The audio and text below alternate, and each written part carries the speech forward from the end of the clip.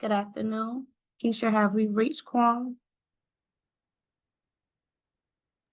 We are about two away, but there are some people in the waiting room, so we might be once I let them in. Okay, thanks. All right.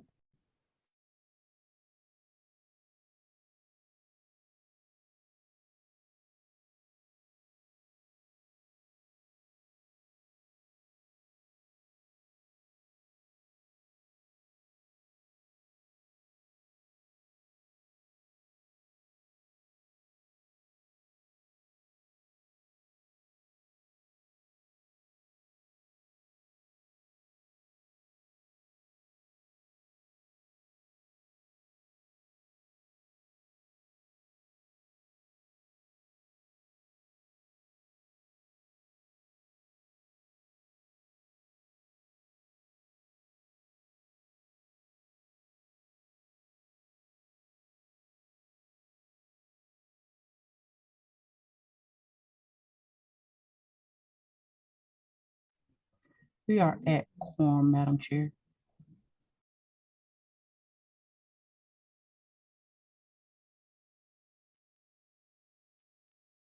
Good afternoon, everyone.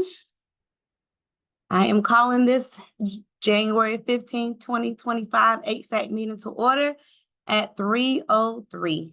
Before we start with the meeting, I have a few housekeeping items to go over. Please complete the sign-in form in the chat. HSAC members, kindly add HSAC to your name. Reminder, stay muted unless you're speaking. If you have a question, raise your virtual hand. Questions in the chat will be monitored by the community development team. And so we will transition now to public comment. At this time, do we have any public comments? Please remember that each person has 2 minutes to share their statement. I will set a timer for 2 minutes, and once the timer ends, please conclude your comment.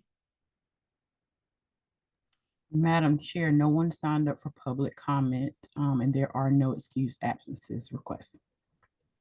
Okay, thank you. Moving along in our agenda. We will not be approving minutes this meeting. We will vote on the minutes for December and January HSAC meeting in the month of February. The December minutes will be sent out by the end of the week. Right, moving to the Executive Committee quarterly report. And so I will be giving that report. And I have also added my updates for the Executive Committee also includes agenda item number 5, the HSAC funding request letter to city and county. A vote is not needed today. During our meeting, we reviewed public comments and discussed how we will filter these along with future comments in our committee meetings to ensure we are effectively addressing the needs of our community. Additionally, we are continuing our search for a new system and working on implementing a webinar platform for our HSAC meeting.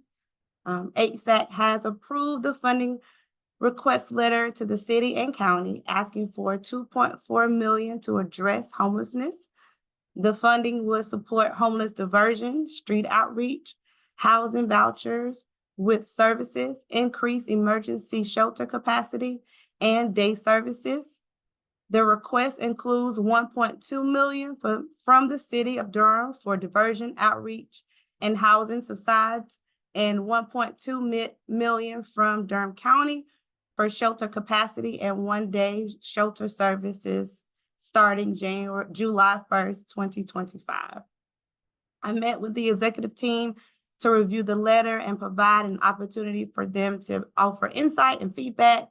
The letter has been updated, signed, and will be sent to elected officials by the end of the week. And this concludes my update for the executive committee.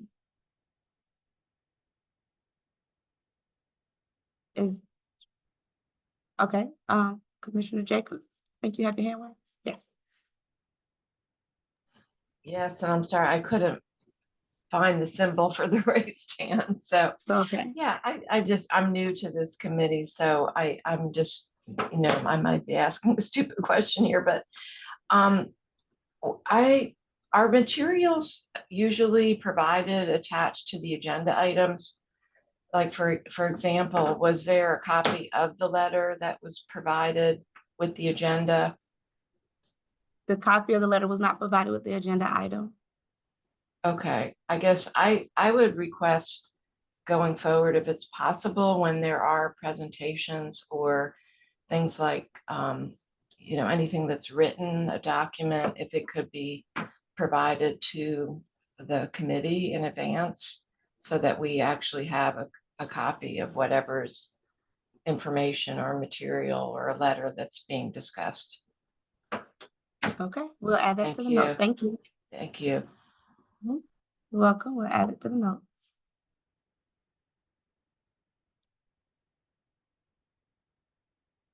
All right, we are going to transition to tent policy and encampment response policy update from lead agency.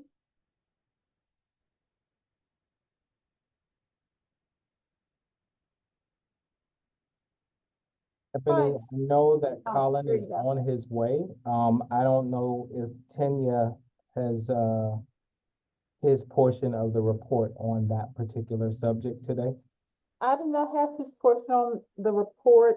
We talked about it earlier today, but you and I know that he's in transit. I'll just say that. So we may have to he said he was gonna try to hop on so he could give us an update.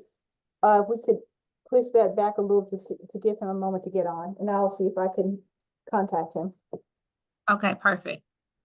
We will come to Ms. Bell from Life Skills upcoming point in time count and youth point in time count. Will transition to you.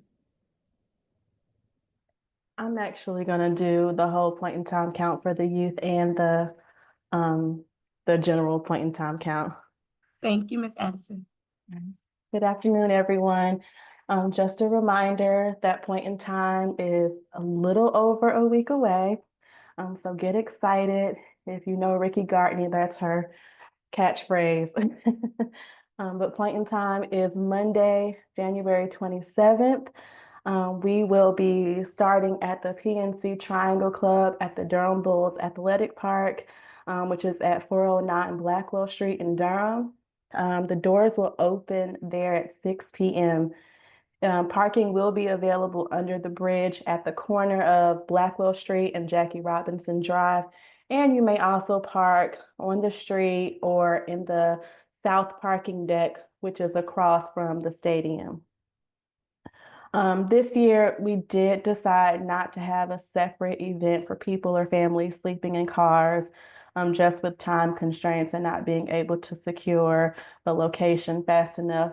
But we will notate on the team handouts that you all will receive where there are families sleeping, because we do have additional supplies for families like extra hygiene items and small toys for children.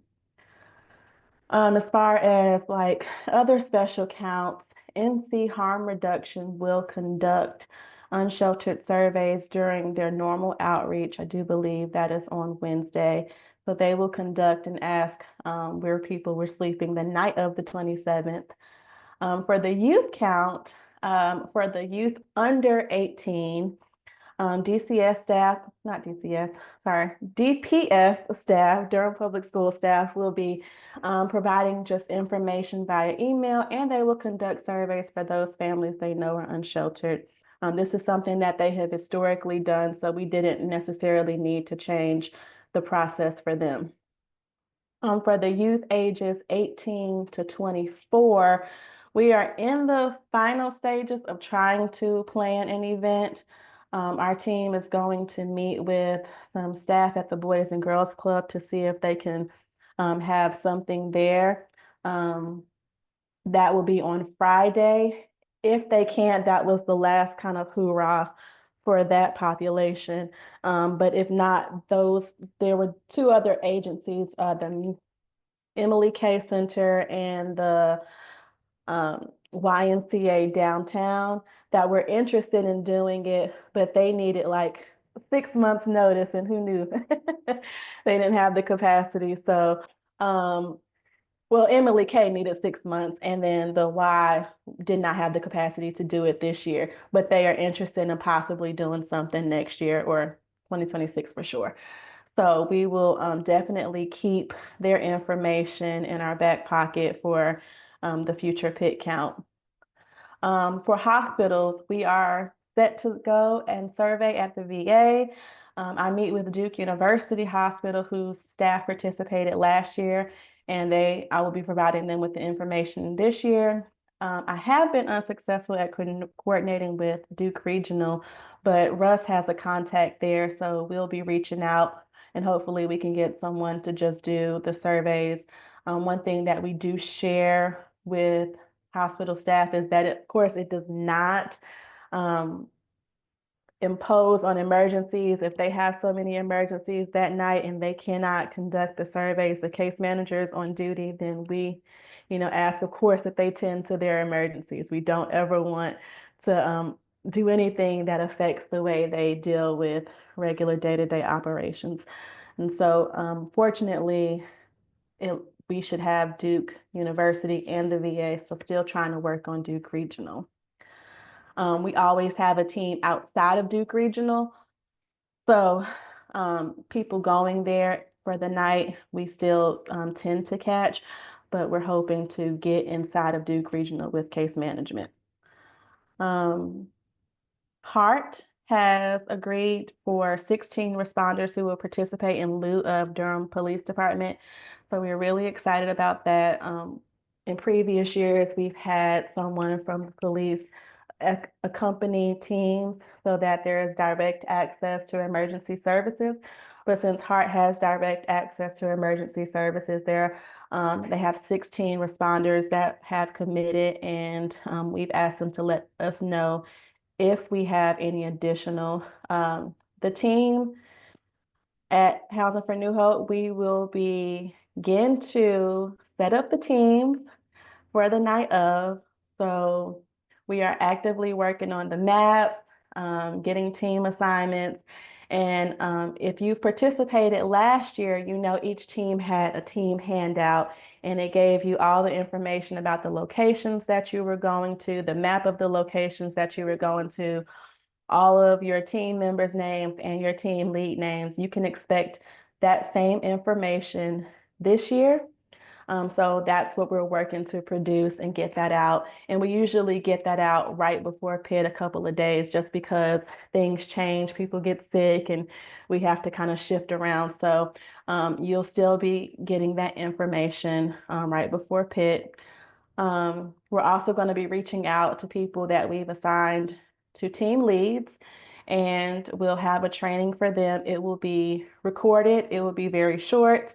It's just to let you all know what the role of the team lead is, to kind of clear that up. And then the last point in time training, we had one today, this morning. So thank you if you were able to attend this morning. But the last point in time training that we have is on the 21st, and that is at 6:30 p.m. I did send an email to all the registrants with the remaining training dates, and please know that it is required to complete a training to participate. Finally, registration is currently closed, as we have reached the maximum number of volunteers that we need for this pit count. And of course, we always thank you for your support and commitment each year, and as we forge on and press forward and trying to make the best pit count ever every year. Thank you. And if you have any questions, I'll also put my email in the chat. Thank you, Ms. Addison, for your work with this. Do we have any questions for the pit count team? There's a comment in the chat from Commissioner Jacobs. Okay. Yes. Ms. Thompson, I think. Hey, can you guys hear me okay? Yes. Hey, good afternoon, everyone. I heard you say, Ms. Addison, that the registration is closed. So I do have a member of our executive leadership team that wanted to participate, but when she tried to go on and register, she's noted that it was closed. So can she still get in on the 21st at 6:30? Because I also heard you say you're at capacity for volunteers too. Yes, we are at capacity for volunteers. Did the person already register and just couldn't register for a training? I might need to clarify on that. Okay, Okay. I popped my email in the chat, so once you Okay. clarify, feel free to just give me an email. We can talk offline. Okay. Thank you. Thank you, Madam Chair. Welcome. That's a good problem to have, Ms. Addison, too many volunteers. It's a great problem. Do we have any other questions? Okay. Well, if we could, we'll move it along to Drew for Open Table Ministry update, white flag. Hey everyone, can you hear me okay? Yes. Okay. Maybe just give me a flag. My internet says it's unstable, so I might need to go camera off if I start lagging. But I'm still okay? Yes, we can hear you. Okay, great. Yeah, so white flag continues to plug along. I'm sure as you all have noticed, it is the coldest day of the year thus far. We made it pretty well through the snow event on Friday. So just as a reminder how white flag works, every Monday we look at the forecast. Our determined app is AccuWeather, and we open 20 overflow beds at Yates Baptist Church on nights when the weather is forecasted to be temperatures below 32 degrees or below 35 degrees with precipitation. That feels like every night lately, but it's not always the case. So be sure to check if you see the emails that Keisha is sending out every Monday that we forward along.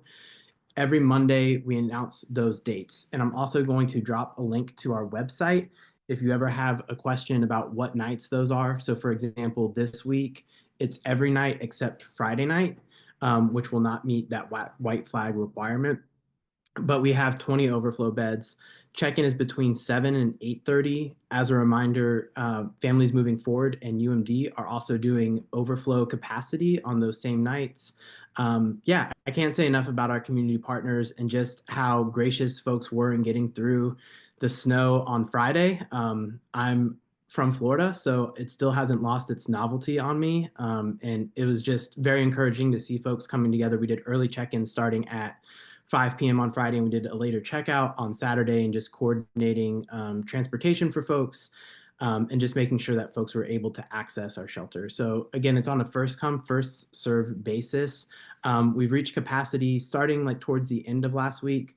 I think one of the really important pieces is communicating with our neighbors when white flag is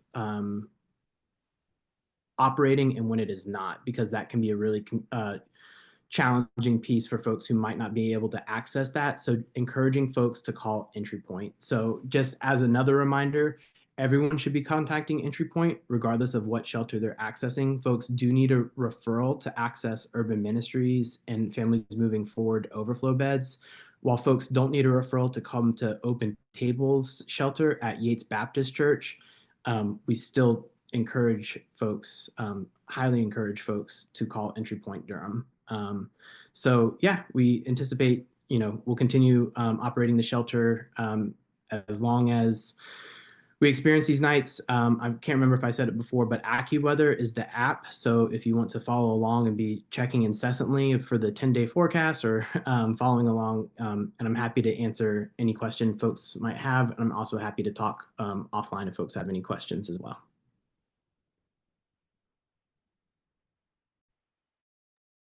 Do we have any questions for Drew? Thank you for your work, Drew. Do we have any questions? Yes, go ahead. You're muted. I see a question from Commissioner Jacobs. Okay. Do we know if anyone has been able to meet all the needs collectively regarding, has anyone been turned away from this very cold weather? We try to be as low barrier as possible. There's some folks, I wouldn't say from this very cold snap. I mean, there's some folks that just aren't appropriate for congregate shelter that we try to address. We don't do background checks on folks. We try to connect with either UMD, Families Moving Forward, or even Durham Rescue Mission on these really cold nights, they follow the same parameters of no turn away that we do. I would say that kind of the behavioral and mental health piece of the one concern would be the one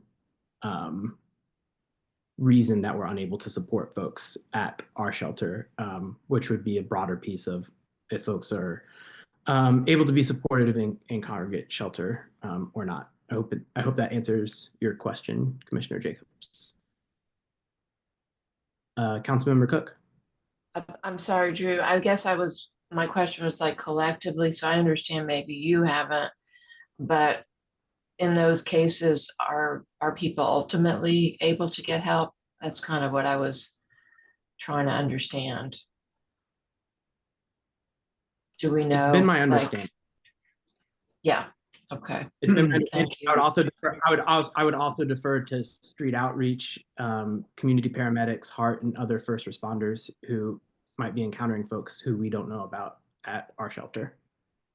Okay, and I can- are we tracking collectively all of these people? Is there, and Colin, maybe you can answer that. Yes, all of the white flag are tracked in the HMIS. And I'm in the process of doing data analysis for January. Just because December is, to run the reports, it has to be done day by day. And I was just looking at the first 2 weeks of January. So far, every white flag night, we have not maxed out our capacity yet. There are always beds somewhere for someone. Families are not using the family shelter. Out of 10 families referred on white flag nights, 1 has shown up for 1 white flag night. So families have places to go, or they're self-resolving or don't want the option, but there are always openings at Families Moving Forward. Open Table has maxed their capacity 2 nights, and Urban Ministries may have maxed their capacity 1 night, but even on the nights that those were maxed, they weren't maxed on the same nights. So there's space. There doesn't seem to be an indication that people who want to come in are being turned away and there's no space available. It's just either folks don't want to come in because they don't like the option available, or and Drew and I were talking earlier this week that there were some folks who, and during the winter, you see a different clientele coming in out of the cold. And Drew was saying, even on the coldest night that we've had so far, several people just got up in the middle of the night and just left and never returned. Because, severe and persistent mental health, substance abuse, whatever the case may be, but just left in the middle of the night. Thank you. Mm-hmm. Councilman Crook, go ahead. So I have a few things. The first one is that I think even for someone like me who interacts with this system quite a bit through both of my jobs, the white flag nights are a little bit tricky to find online. And this is, I think, more of an issue of like search results than anyone's doing or not doing. But I have had the city update our winter information pages to include that white flag nights as well. So if ever you are trying to find what's going on with white flag, that's another resource where it's available. So I just wanted to point that out. And if folks have suggestions about that information being placed elsewhere that would be helpful, I'm happy to and open to hearing that. The second thing is that the one piece that's been coming up a lot, and I heard, Colin, that you said that the family shelters are not being used, and I do understand that that is happening. That I have been hearing from the community is that folks are not calling because they are worried that CPS is going to get involved. And so people with children, even though they know that there are alternative options available on the coldest nights, are not calling. And I've been hearing that, unfortunately, like pretty frequently. I know that's not the case, but that is something that's been happening. So I think that's an important thing to note. And then the third thing is that with the change to Yates Baptist, I know that there is a bus line there, but transit has been a little bit of an issue. So I've been interacting with folks just around downtown area and have asked them if they're seeking shelter that night, let them know that there's White Flag available because of the temperatures. And a lot of people have expressed to me that, I mean, I've offered to put them in my car. I know that's not like the right thing to do, but they've expressed to me in that moment that they need to go collect their stuff or they need to do something else. And then they don't know how to get there. So I know that Hart has been able to take folks to the shelter. And then obviously there is the bus line, but transit seems to be a little bit of an issue just because we've moved a little bit further out of downtown. So those are my 3 comments. Thanks. Sharita? So I definitely wanted to chime in on Councilwoman Cook's comment about transportation. And I know there were some years ago, we had gotten the opportunity to do some work around transportation for people. Myself, some of the healthcare providers were able to influence kind of some of the bus routing mechanisms. And I'm just wondering, is there a way that we could tap into such a resource like that for White Flag around transportation? I don't know how big of an ask that is, but I definitely think people being able to get to whatever we're able to come up with now and in the future for White Flag solutions, if we could also be mindful of the transportation aspect, if we can't utilize our awesome community paramedics or our HART team members to get people transported, what other ways can we as a city be creative in making sure that people who need transportation to a White Flag option have the means to get there? Thank you.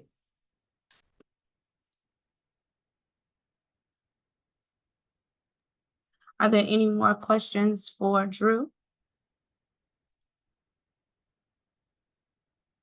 Okay, we will transition to Lead Agency Staff Colin Davis for the tent policy and encampment response policy update. Sure. Good afternoon. I know there's been a lot of conversations about tents and handing out of tents, and wanted to clarify a lot of issues with tents and sort of lay out where we are in this process. One, we have an encampment response policy that the city council and county commissioners adopted in 2020. And that encampment response policy is triggered anytime an encampment, which is defined as one person, is flagged and complained about.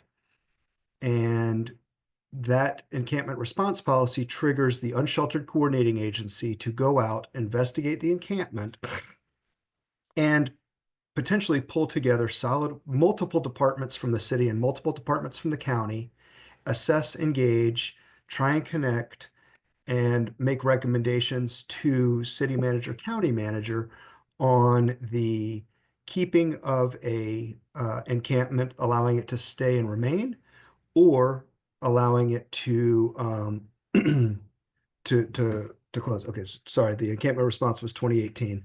Thanks. The encampment response policy sort of triggers that. Then when the encampment response is the encampment must be removed due to health or safety issues, that's when encampments are removed. It is up to the city or the county, if it's on city or county property, to take steps to mediate that environment or remediate that environment and do what they can to ensure that that location is not used for tents again or encampments again. There has never been a tent distribution policy that the HSAC or the Continuum of Care has ever had or adopted. The HSAC never ordered the stopping of handing out tents. The tent stoppage was a result of an encampment that was set up in City Plaza near the Bull. There were 2 tents in that location that Street Outreach engaged with, asked them to move. They would move for 24 hours, 48 hours, come back. And the cycle repeated. And it came to the point where there is actually an ordinance in the city policies prohibiting structures in the plaza. And that became a problem. And then it became since the folks were unwilling to voluntarily remove themselves and stay removed, it triggered a formal recommendation. The city manager ordered general services to go out with the street outreach team and clean up that location. It was also part of that location because you cannot fence, we can't no trespass City Plaza because that would make it off limits for everybody, not just folks camping. Part of the recommendation to mediate that was for a stopping of tents to be handed out. At that point, people were purchasing tents privately, people experiencing homelessness, and a city department was handing out tents. The city manager asked the department of the city to stop handing out tents until we could figure out a tent distribution policy. So this was a city manager to a city department piece. We are now working through a tent distribution policy in the policy and planning committee of talking through how do tents fit within an overarching homeless system, and how can those tents be used in a way to help people stay safe from the elements and be used as a temporary shelter to be used on the as part of the overall homeless strategy. The encampment response policy, yes, it can also be found on the COC website on our policies and procedures site, but we can definitely send out the encampment response policy that was adopted by the elected officials. To your question, Commissioner Jacobs. So the other pieces, we had some data that just came in terms of encampment responses that Durham One Call. Durham One Call gets a lot of calls about encampments. And in 2022, off the top of my head, there were roughly 70 or 72 calls about encampments. In 2024, there were 151 complaints about encampments within the city limits that had to be looked into and investigated. So we are seeing an increase of encampments around the city, obviously doubled as our homeless population doubles and as our numbers of people experiencing unsheltered homelessness increases in Durham. We're clearly seeing more people unsheltered in encampments, tented, untented, sleeping bags, whatever the case may be. So this is kind of where we are and trying to juggle all of the competing priorities. And the Policy and Planning Committee and Madam Chair of Policy and Planning, Sharita McCollers, if I misspeak, please jump in and correct me. But the Monday meeting resulted in a decision for a further discussion about how tents and what role tents would play within the homeless system, and allow that decision to guide the actual final tent distribution policy. The National Alliance to End Homelessness does have some guidance on that. And one other jurisdiction in the country recently came up with a tent and tarp distribution policy. That was in Oregon. No other areas that are doing tents are part of a sanctioned encampment or a certain place to have tents. And that seems to be kind of your gold standard at this point. So we're working through this and working through the policy. So this is kind of where we are at this point. And Sharita, I'll defer to you on cleaning up anything I misspoke on. Well, I don't think you misspoke on anything. I think the first thing that we just need to say is, and I know we have elected officials on, but I just want to say this out loud. So as it stands, Durham is not a no tent city. Is that correct? That is correct. I And need everybody to hear that. There is no thing that says you cannot have a tent in the city of Durham.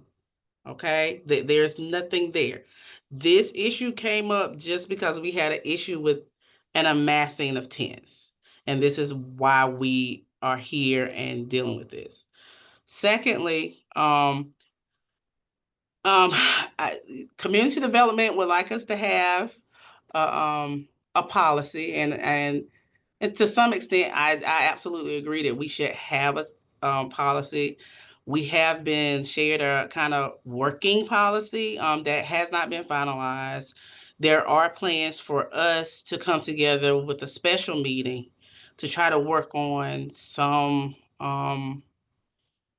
viable option as it relates to tents, because ideally what folks want to say is like, where does it live in our approach to how we end homelessness? But, you know, from a personal perspective and a passion perspective of serving our unhoused neighbors, my belief is that I don't think that we should be having people outside with no covering, no barrier from the elements. Like, and I think that's what I think that's why a lot of people are here today, to hear this discussion, to talk through it. So, you know, the policy that we have not shared with the full body is because we are still working to perfect a policy that we feel like we can bring to HSAC that is realistic, that is viable, and something that we can actually work from, and grow to evolve to a gold standard of how we will ultimately like tends to exist as a service on our continuum. Okay. You know, I have a ton of questions myself. Like, I was doing this work in Durham when we had the 147 tent that belongs to the state that had to be cleared out, which brought about the encampment policy in this response. And when I ride down the street today, those tents are right back there, and I'm still trying to figure out, well, whose responsibility are those tents in that very same spot? But you know, I just want you guys to understand Durham is not a no tent city. I just need to say that Durham is not a no tent city. Do we need to work on a plan, whether that's a sanctioned encampment, which I believe that that's the direction we need to be headed in? And I sent to community development some links and some literature about tents, sanctioned encampments, encampment policies, toolkits from the National Healthcare for the Homeless Council that I'm hoping can be shared with folks as we prepare to have a more robust conversation about tents in Durham. But I just need you guys to hear that language. Durham is not a no tent city. Okay. And Sharita, if I may, to echo that, it's important to note the new city manager, Bo Ferguson, because there isn't something saying you can or you can't do tents. Bo Ferguson, the new city manager, issued an interim policy on tents, which allows the community safety department to hand out tents on white flag nights if all of the white flag beds are completely full. And that's right, Abena? I think those are the two conditions. And some of the community safety tents have been passed over to Housing for New Hope's Unsheltered Coordinating Agency to use in alignment with their outreach efforts and encampment response. So we do have a way to move tents in the interim while we're working on an overall arching strategy of how tents fit within an overarching homeless system. So I did want to share that we do have a path forward for tents to be moving, but also needed to make sure folks knew that the order did not come from the HSAC. This was a previous city manager to a department in response to a particular location and a few locations that were popping up that appeared to have originated, the tents originated in one location. And as I shared, the number of calls coming into Durham, one call has been growing over the years, and this ties up a lot of departments' time and resources responding to encampments. So it's thinking through how do we mitigate, how do we work this through and keep everybody safe. And also we have to balance all the complaints that come in from the neighbors when tents pop up. And I see Councilmember Cook, your hand's up. Yeah, thank you, everyone. So Colin, you said that y'all had a meeting and that what you decided at the meeting was that you needed further discussion to make a decision. This has been something that's been in the works for several months, and I think that a lot of what's going on here is that while we're in this sort of interim decision making, that our neighbors are in a lot of physical danger on the street. And we just had a death in Chapel Hill related to weather. And so I think that this is, I would agree with Sharita's assessment that people need to have shelter. So could you give us more of a definite timeline on what the next steps are and what that looks like in terms of getting to an actual policy, so that we are sort of not like in the sort of scrambling without anything in place? I'll defer. Sharita's the chair of the Policy and Planning Committee. Sharita, do you want to take that? So I agree 100% with what you're saying. I think in the conversation that Colin and I had, I said, why can't we just pick a location where people can tent? I literally just asked that question because it's cold outside. We can beat this thing to death, right? The policy that we got was a good policy in light if we were a system who had a way to turn people out and end their homelessness, right? That's not our reality. Our reality is we are stuck. There's no housing stock.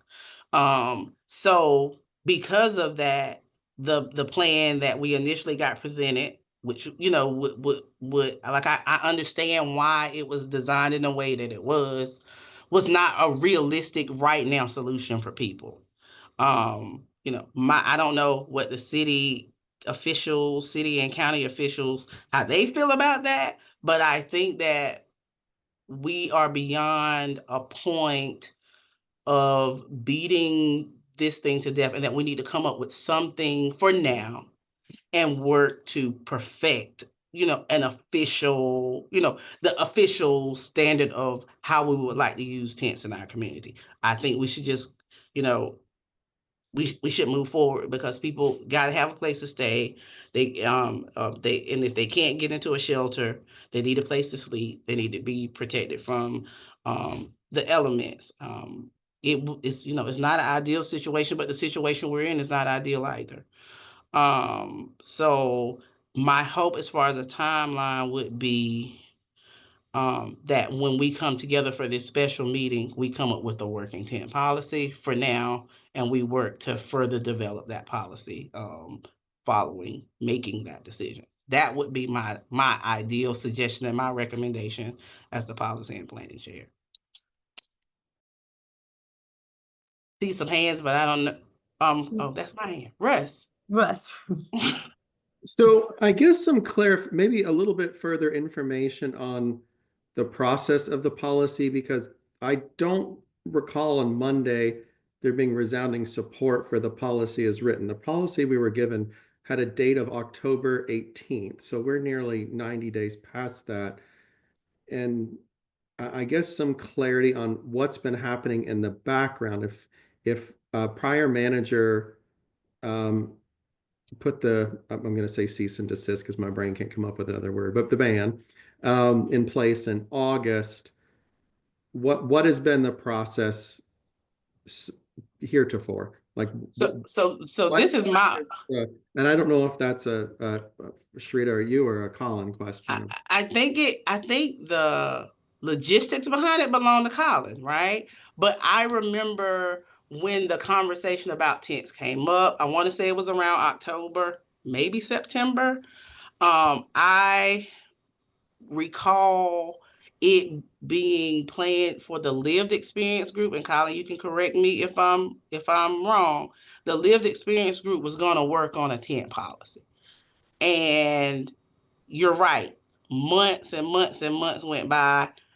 I think we got maybe one update in policy and planning that there was some action being made on it, but we did not, I don't recall us ever seeing a policy. So in December, after Mr. Norbit brought his concerns to the table, and our chair was concerned about how we would respond when people are giving us real concerns in real time, and because I am the policy and planning chair at that time, I said we would definitely bring this conversation up in our policy and planning meeting so that we can work on something. And then after making that statement, Colin and I had a very long, hard conversation about why we didn't have a policy in place, and why it had taken so long. So that's like my recalling of kind of what happened. And Colin, you can fill in the gaps from there. Sure. Yes, lived experience weighed in on this policy, and Anthony is sort of the staff liaison to that subcommittee. And that policy was derived with input from the lived experience committee. We're also took some time because, as I shared, we have an encampment response policy that when you give a tent out potentially triggers the encampment response policy. So we have to, we're trying to think through, well, if we're doing one thing with one hand and triggering another thing, it takes some time to figure out how do you reconcile these two things, because the encampment response policy is adopted by both the city council and the county commissioners. To change that has to go back through both governing boards to be able to rewrite all of that. So it was sort of, well, we need to do this and this, but the priority was the tent policy. At the same time, we were dealing with tents. There was also, keep in mind, this is lead agency staff doing the bulk of the back end of the research and pulling the information together. There was also pressure for the affordable housing information. There were a couple other safe parking, pallets, diversion money needs. There were about 10 different things. And in October, we took the laundry list of items that were on the lead agency staff to policy and planning and asked the policy and planning committee to prioritize what is the highest priority on this. Tents were towards the bottom of that list. So we were trying, the city, the lead, the CDD staff were doing our best to follow the guidance that came out of the ranking of the policy and planning committee to be able to address needs in order of the way they ordered priorities.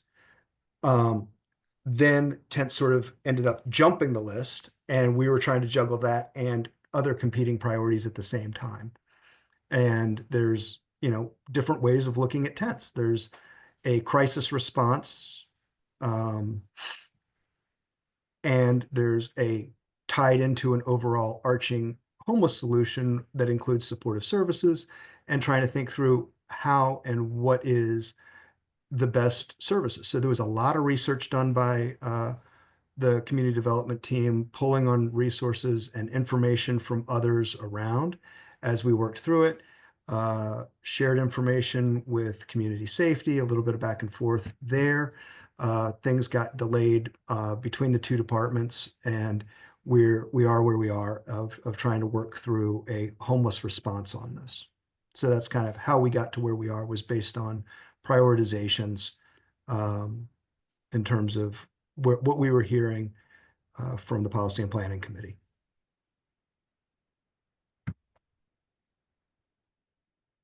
I think we have some questions in the chat. I think Anthony did a really good job of answering a few of them. I just want to make sure we didn't miss anyone. If we have, please feel free to unmute and share your question.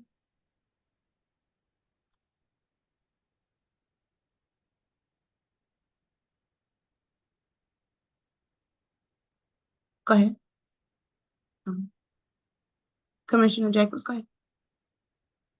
I'm sorry, I just can't find the hand button here. So, Okay. yeah, I've just, let me just say, from a policy perspective, as somebody who approves policy, I think that to be successful, that however this ends up being presented, it really needs to be presented in a holistic way, because otherwise we are going to get questions about, okay, well, what, we understand that there's a crisis right now, but like what happens? Are we, what's the long-term solution here? Because I don't think that elected officials or even staff leadership are going to want to support creating a new problem. That, there has to be what comes after the tents. And how does this fit into our continuum of care, into our whole strategy around housing? So I think just that is really important. You're going to get those questions, and there's going to need to be answers for that. So yes, it is a crisis, but it also, we have to know that we're also, anyway, I think I've said it, so I'll just stop. Okay, so we'll go to Rush and then Sharita. Well, I agree. And I think where things seem to be landing on Monday, was that, I mean, I'll say, I felt like the policy leaned too much on no, because some of the regulations seemed very hard to implement. That's one piece. But I think what was most helpful to me was that Drew pointed out that before we write the policy, we have to have some sense of what the place of tents is in the overall system.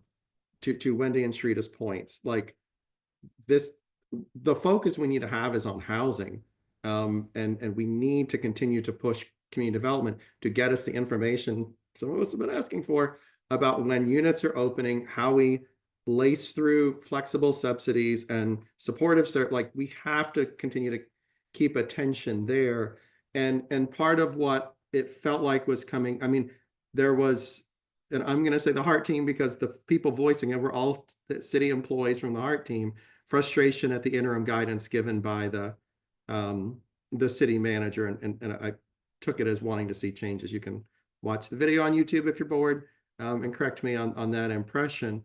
So that we do have interim guidance, but part of what we said was we need to kind of get everybody in a room and have a conversation about what the role of tents is. Because I was trying to explain this to somebody the other day, and I'm going to use this example. I think it feels at times like part of what we're facing is like when I talk with my friends that work with schools, and this debate between public school folks who've been at the work for a long time and want to see change and struggle with things that come from central office and struggle with the regulations they are under when they get into a conversation with their friends that work in charter schools.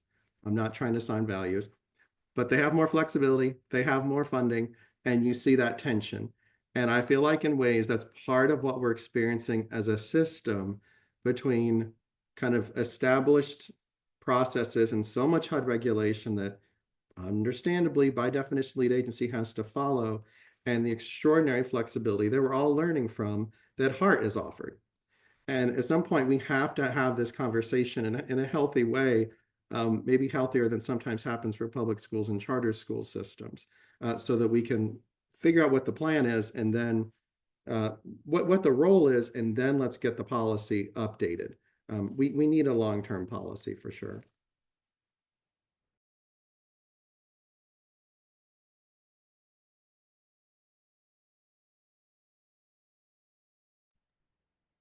Go ahead, Ms. Colleen. I think I was in Commissioner Commissioner Jacobs' space. That raised hand was a challenge. But I guess I'm seeing several things. One, I definitely agree with the idea that we need to see where this fits within our strategy for addressing homelessness. But for right now, I think we also need to communicate something. I don't know what that needs to look out, but be able to share something with the public. Because in the instance where she was saying not even the elected officials were aware. So somehow we need to have some simple communication that goes out so that folk know what's happening, as well as after that, something on our page as far as the continuum is concerned in terms of where we are, how we are doing things, and then how folk can participate if they'd like to. Just my views on that. Thank you.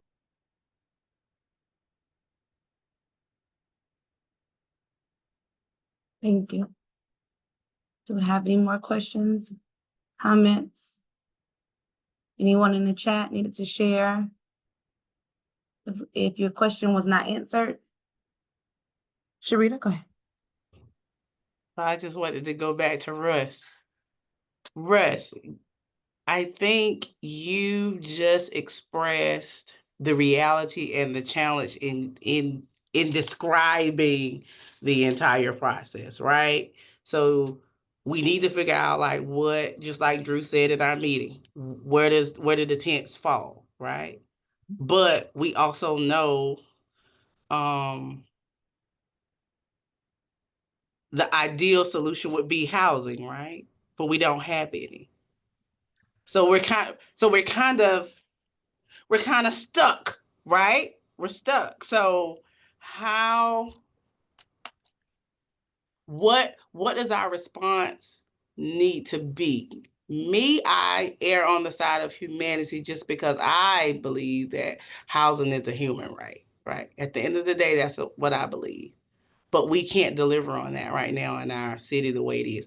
Even if community development finally gives us the information that we've been waiting on for a very, very long time about the housing bond things, it's still not going to solve our problem. It's not going to get us to, and some people in here may remember this term, functional zero. It's still not going to get us to where we do a good job of our inflows and getting people turned over and making homelessness one time, brief, and non-reoccurring. So we have this, we're sitting in this like perfect storm, right? Like street outreach is at capacity. There are people that we can't even touch, right? They're just kind of just sitting, waiting for whatever. We have people who have become, who by nature of just what homelessness causes you to have some level of resilience, that resorts to things like tents as their means to survive. We have to try to figure out,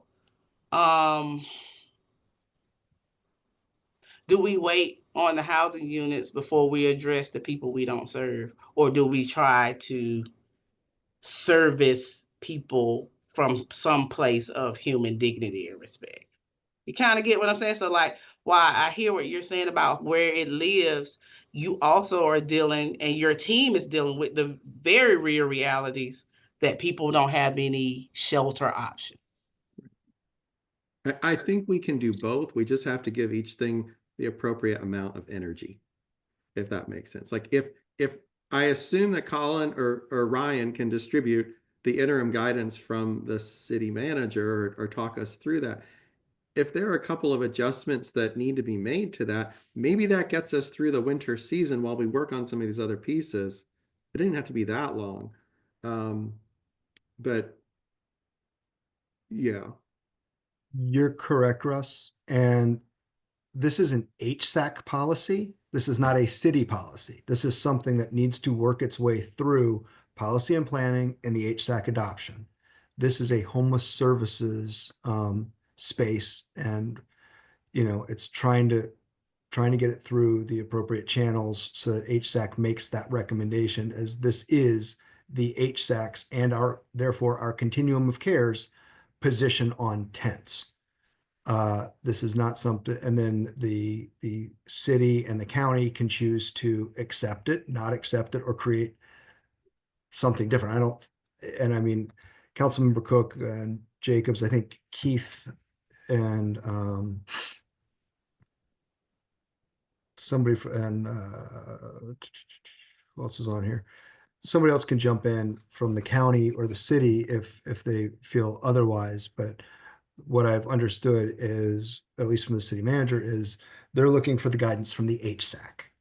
This is something that policy and planning is taking the lead on formulating, like we do with all other policies that come through the HSAC. Policy and planning takes the lead, gets information from lived experience, does the research, puts stuff together, tweaks it out, figures it out, makes a recommendation to the HSAC. HSAC approves it, and that becomes the COC standard for our continuum, which would then be adopted by anybody who chooses to would follow that procedure. And yes, the answer for obviously is permanent housing. And I think Tanya, we can finish this discussion, but Tanya's here and she's been doing a lot of digging on the affordable housing bond stuff. So if Tanya is still here when we get to the end of this discussion, Madam Chair. I'm here. Okay. Ebony, I know there was some time on the agenda for you to talk about the letter, but we might be able to use that time and Tanya might be able to share. I've what already she- done that. You have all the time. This is the last item on the agenda. This is the last item. Okay. So when we finish, I'll let you just determine when you want to call time on tents and we can share, if Tanya's ready, she might be able to give an update on what she's gleaned and been able to pull together from all the RFPs in the affordable housing to go back to the question that's been asked for a year. Okay. As Russ likes to remind us. Thank you, Russ. Oh, for keeping us 16 on our months, toes. but okay, only Russ is counting. Okay, 16 months, sorry. Hey, Someone at least has it's not to- 18. Someone has to be the counter, Russ, so if it's you, it's you. I need simple tasks.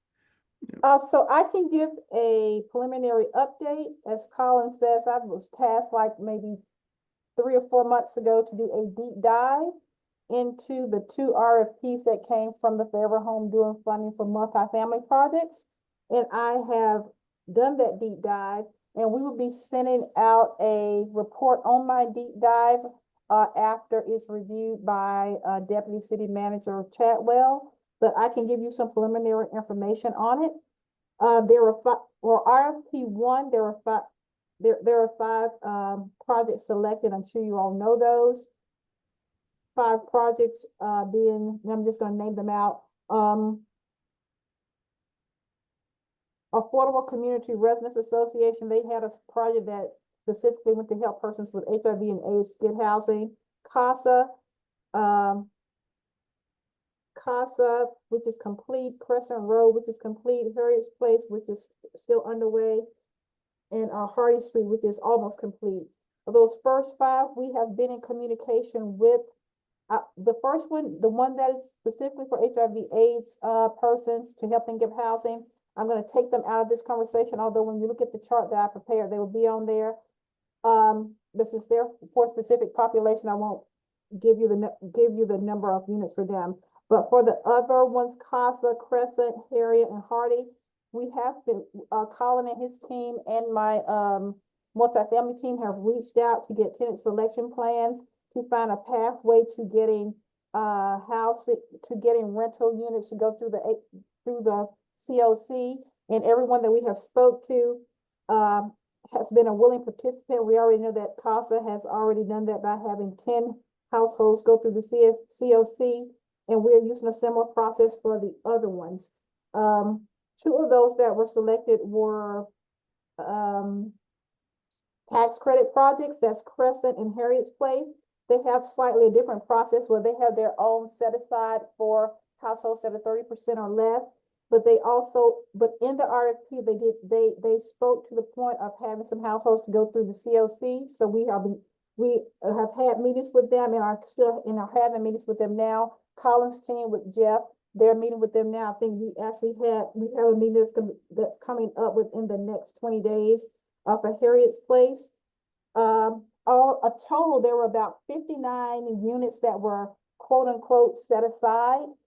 And you will see the breakdown of that in the report that I'm going to be sending to Keith, that Reginald has already sent to Keith today.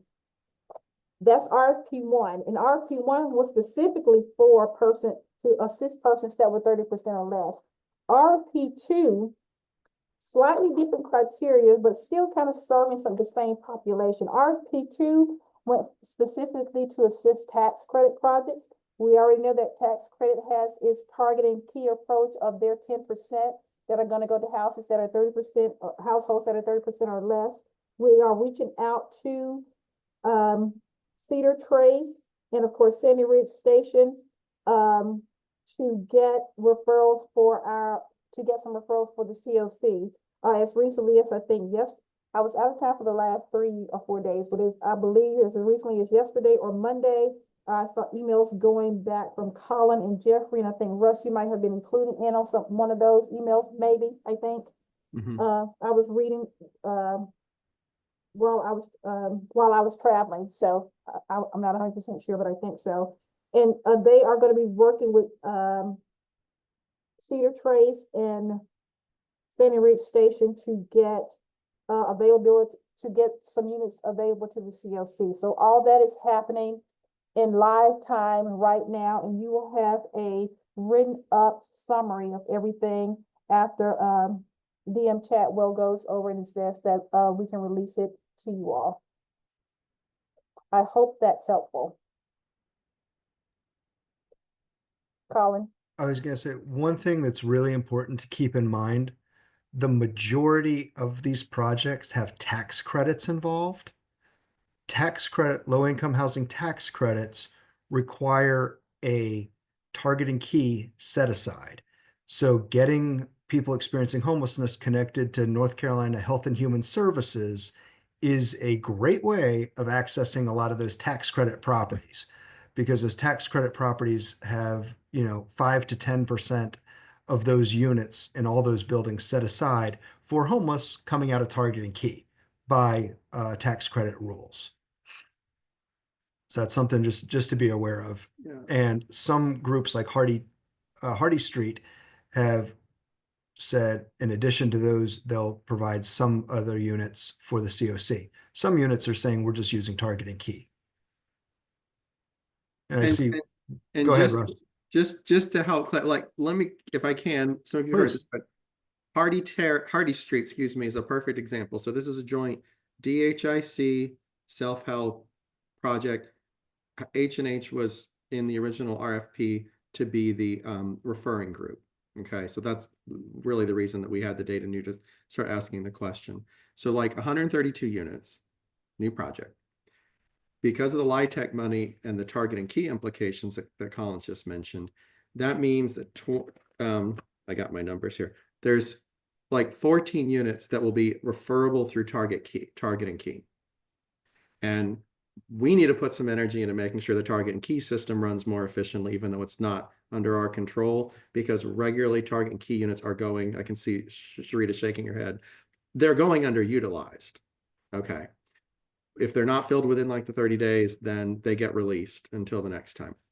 Then that property also has 26 units that are 30% AMI or less, and half of those are set aside for the homeless system. So when we're able to have those units, I mean, this has been in the back of my mind with a lot of our conversations around, in tent encampments or pallet villages and things. It's like that one property has 13 set aside for us. Mm-hmm. Some of us have money that could pay for the rent on those because the rent is so incredibly cheap. And so that's part of this, like us strategically bringing these pieces together, because this is some fast, like these units are ready to start opening. So getting those pieces. So that's really been the push for, is when we can bring together these different pieces. And I appreciate all the work Tanya and teams have done. When we can bring these pieces together, we put some solutions. We were smart in that affordable housing bond. We've just needed the data to then track it. Because perfect example, and then I'll be quiet. If we have a mother with 2 or 3 kids and we put them in rapid rehousing in a unit that's 1,800, we know they are probably not going to be able to get to being able to pay rent on an $1,800 unit.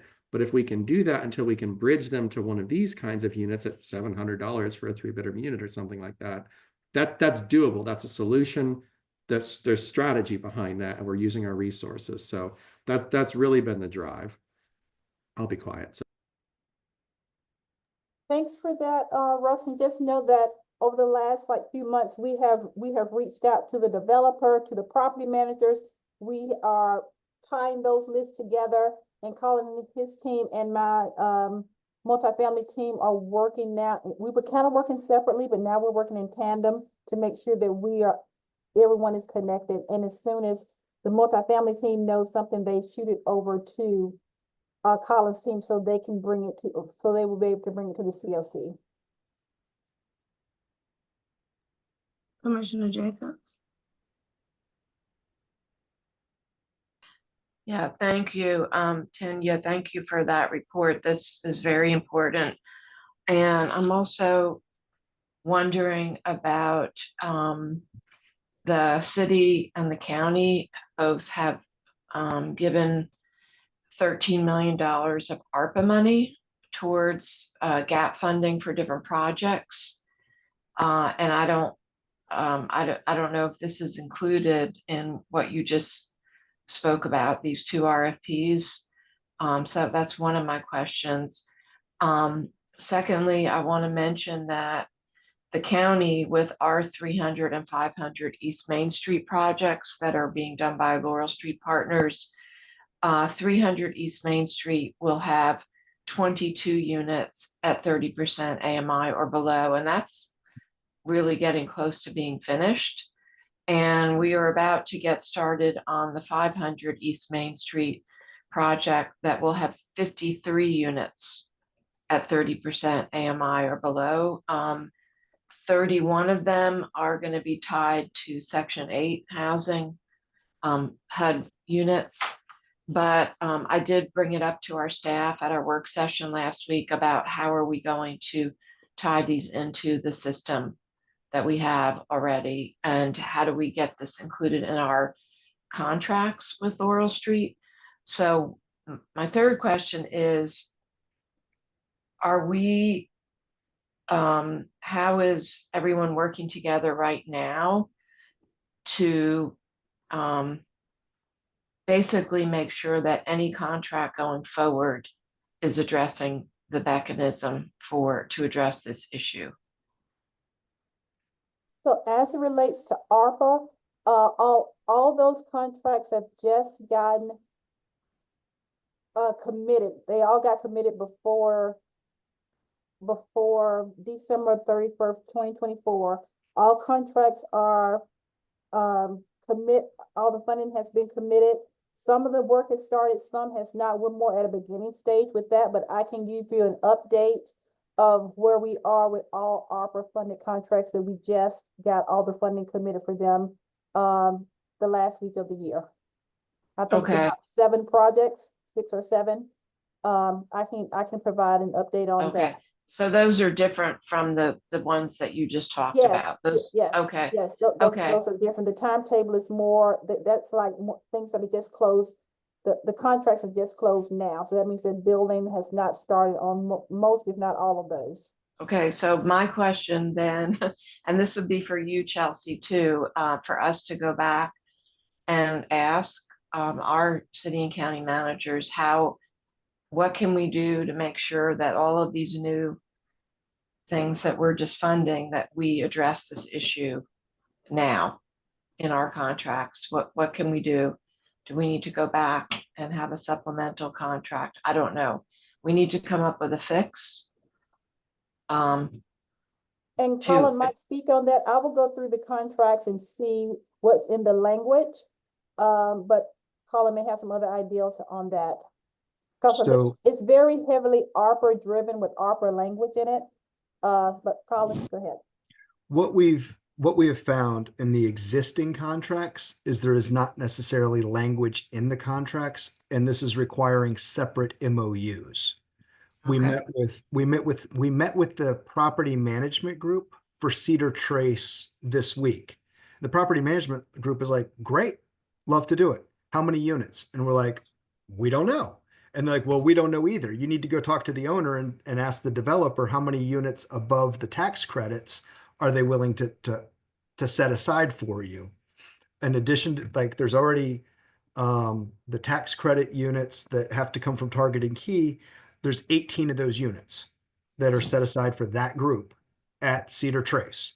And they're already, taking applications for that, but they can't move anybody in because they don't have final certificates of occupancy. So we're setting up a meeting with the developer to say, hey, in addition to those 18 units, would you set aside another 10 or 12 or 15 units that would accept referrals? Commissioner Jacobs, I just saw it the other day and I'll find it and I'll forward it to you, the request from the HSAC about having some units set aside on the 300 or 500 block of Main Street to have referrals. That was when Drew Cummings was here, but it was sort of at the very beginning stages, and then Drew left and COVID and everything else. So we need to circle back on that piece as well for those two properties. We do have a great process in place that went very, very well with CASA. And CASA was very happy with the way the system worked. There were some hiccups with that due to just some changing of prices and things like that we had to adjust from the rent perspective that sort of changed the original plan. But, you know, we learn and grow from that and figure out how to move forward. We also are looking at when we met with the property management group for Cedar Trace, they're also saying, hey, we would be happy to accept referrals directly for you for our other property that we manage, Vermilion Townhomes. So that's another option. She just said, we have no vacancies there and there's a wait list, but we would be happy to accept referrals onto that from the system. So we're having some positive response to the request in our meetings with the property managers. It's just a matter of getting the MOUs. Hardy Street, we're meeting with them for 13 units next week. We need to get a date on the schedule because tax credit applications are due this week. Otherwise, we would have had that done this week, and we were going to try and do it in December. We got into the holidays and a lot of us were gone for half the month or tied up with other things. So we are seeing progress. So I would say right now, off the top of my head, we've got 23 units, 10 of which have been filled, 13 of which will go to Hardy Street in partnership with Housing for New Hope and Hardy Street. Cedar Trace, talking to the property management firm, would be between 5 and 10 units is what they think would be above the target in key. And yes, that is a piece where you do have to be an approved provider and you do have to agree to provide the supportive services. So if you're not an approved provider, getting folks connected to an approved provider who can provide those supportive services is a great way to get into all these tax credit properties because they have to go to that list, and that list can only be accessed from North Carolina Health and Human Services. So if you can get people connected to that program or those program providers, you're probably going to get in faster than anybody. Just because that's like, it's right there. It's in the LIHTC language and a mandate by the Housing Finance Agency. Okay, Sharita, we have about 10 minutes left in our meeting. Sharita. I love for us to talk about the 30% AMI. And Colin, I don't know if you have that information handy, but can we just give people an idea of what that breakdown is so that they know what these rents look like? Because I think when people see 30% AMI, they think 30% of a person's income, and that's not what that is. There is a set amount. And so I'm just wondering if we have that information readily available so that folks can see what the rents would be for those specific units. Do you have that, Colin? I don't have it at my fingertips, that's not the world I live in on a day-to-day basis on tax credit rental amounts. Russ, you might know, do you know what Hardy Streets are off the top of your head? The last time I saw the Hardy Street ones, the 3 bedrooms were going to be like 700. That was the original. I'm not sure if that's been adjusted, but there were, of the 30%, it was, don't quote me, but I'm fairly close. It was, I think 11 1-bedrooms, 11 2-bedrooms, and 5 or 6 3-bedrooms. Yeah. So this ties back into we need to plan for flexible subsidies to cover these past rapid rehousing and different things. So absolutely, yeah, I mean that amount is cheaper than putting somebody in a shelter. Without a doubt. Housing first approach. It absolutely is, but if the person doesn't have that income, That's where the problem is. And so I think that it's important for us to make sure that folks understand that we have these tax credit units coming online, but the financials still may not add up for people if they don't have a subsidy. And with whatever's going on with DHA, I don't know. Do you guys foresee us Well- having any vouchers? And that's the thing, but I'm going to challenge you on saying, but let's say, and there need to be long-term flexible subsidies outside of housing choice, like within our Yes. system, so to speak. Absolutely. I'm Absolutely. not trying to, I'm trying to be funny about it, but we're on the same page that like, these are there. We just need the money and supports to make it work for people long-term. Right, but I don't know if people who don't do like this world of work every day understand what that kind of breaks down to and what that looks like. So I just want to like make sure that's out there and people understand. So let me draw to answer your question, Sharita. We've talked about it in HSAC before, but we've had a lot of new people come in since we've talked about it in a while. Housing choice vouchers dictate that only 30% of your income can go towards your housing. The housing choice voucher covers the difference. A housing tax credit property, a 30% AMI unit, is a fixed rental rate. If you make 30% of the area median income, you can afford that because it's 30% of your income. If you are on SSI making $968 a month, you cannot afford a 30% unit because the Absolutely. rent might be $800 a month. That's It doesn't right. slide based on your income. It's based on that. So the only way somebody on SSI would afford a 30% unit is having a subsidy, whether it's a housing choice voucher or a locally funded voucher that doesn't exist right now, or using rapid rehousing to temporarily bridge that gap, or being in a permanent supportive housing program could also work. So it's really important to remember that a 30% AMI unit is only affordable if you make 30% AMI, Right. or maybe 25%, but you might be, or maybe 20%, but you might be really housing poor without a subsidy to help cover some gaps. If I can share my screen, I think I have a reasonably accurate breakdown. Please. Where's my share my screen thingy? Okay, give me a sec.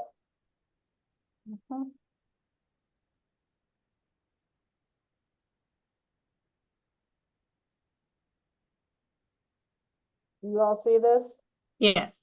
right here? Does that look right, Colin? This is from the city of Raleigh. I just Google it. They just happen to have it in something. I'm not gonna, I don't know. It could be, but each LIHTC unit has sort of a maximum rent and could be higher, lower. There's a lot of nuances to it from my understanding. And like I Well- said, I'm not the guru of tax credit So then properties. you're going, okay, so I This- think those are the max. I could be wrong, but I think they're the max rental. I'm trying to find one I recognize. One bedroom. Right, but Those are the Those are the max. max, But but those are people the could max go up. rentals that like for the properties we have that fall under like the 50% AMI, that's the max rent. And I think you have to back off utilities. I'd have to check with the team. That's wait a right. minute, because AMI is also based on district. So if Raleigh is not included in Durham's calculation for AMI, these numbers are not our numbers. So these numbers aren't our numbers, sorry. No, Right. but those numbers are really close. But they're close. They're very Mhm. close. But I will look, I Max. will get the Durham numbers, and when I send the other information, I can send the Durham AMI. Cause we have it, I just can't put my hands on it right now.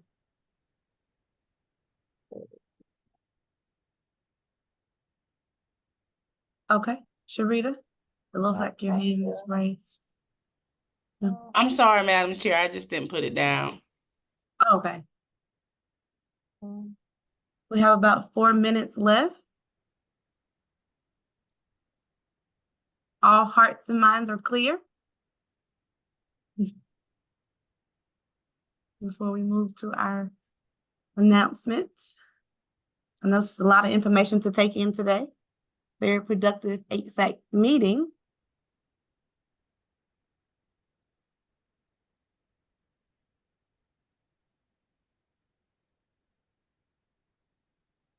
Okay, I take the silence as a no. Are there any announcements from HSAC or COC members? Madam Chair, Tenia's Yes. hand is up. Okay, sure, go I ahead. don't know if that was No, an no, error or I'm not, sorry, Tanya. I meant to put it down. So Oh, okay, consider it down. I just forgot to hit it. Sorry. okay. Are there any announcements from HSAC or COC members?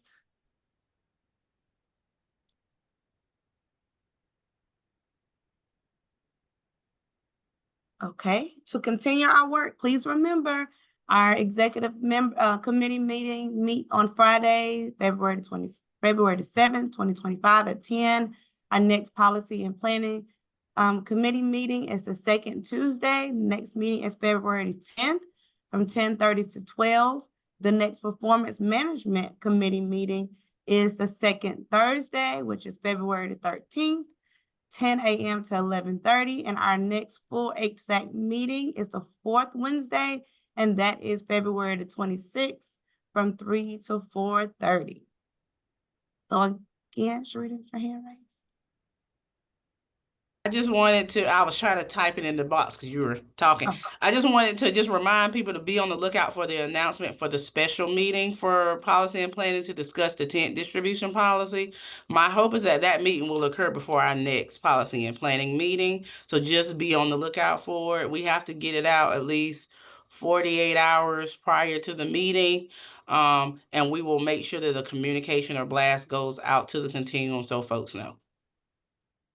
Okay, thank you so much for that. And will someone, do we need, make a motion to adjourn our meeting? This is Abena. I make a motion to adjourn. Thank you, Sharita, I Abena. second. Thank you. Everyone have a great rest of your day. Thank you so much for your work. Thank you. Bye-bye. Well, have a good one.